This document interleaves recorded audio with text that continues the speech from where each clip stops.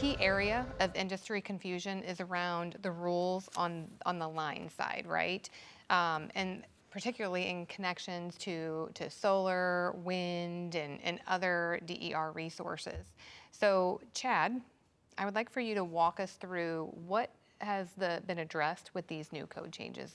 Well, thank you. So 705.11 went under significant revision in the 2023 NEC. When we look back in the 2020, there was a long list of set of questions there or requirements there, and a lot of pointers back to Article 230. So what I will say is that this code change moves 705.11 really in line and essentially points back to say that these connections are treated like service conductors, service connections, and would follow those service connection rules. Yeah, like you said, industry confusion is what drove a lot of these requirement changes and changes in Article 705.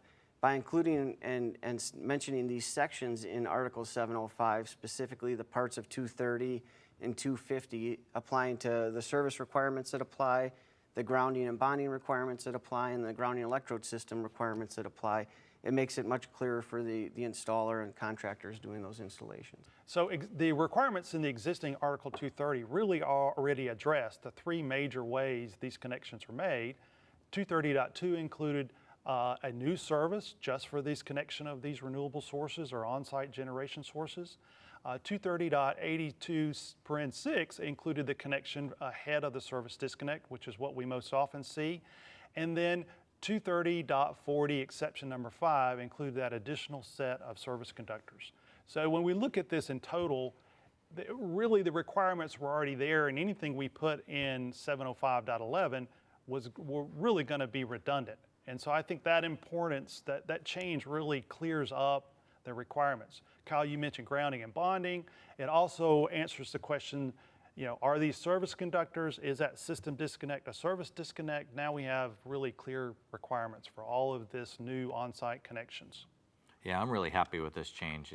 It cleared a lot of misinformation up and also got rid of the conductor length restrictions, which now allows us to follow the same rules as service entrance conductors, which is really good for those situations where we have unique buildings or equipment locations, and then going back to working clearances, maybe we got to move that disconnect away to make sure we have our egress and clearances.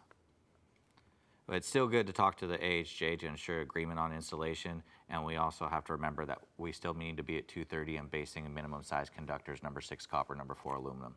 Mm-hmm. Yeah, this could be a completely different perspective for some contractors that maybe don't do a lot of this type of work, and it could cause big problems if and when they don't have people with the basic understandings of these types of electrical installations, specifically around solar and battery energy storage systems.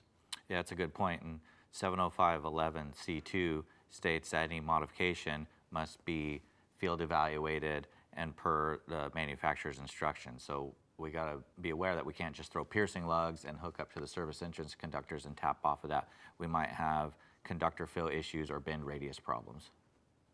Yeah, I think there's nothing more frustrating, right, than the fact that if you try to make one of these connections or you're inspecting one and you didn't have the wire bending space, the equipment wasn't really designed for it.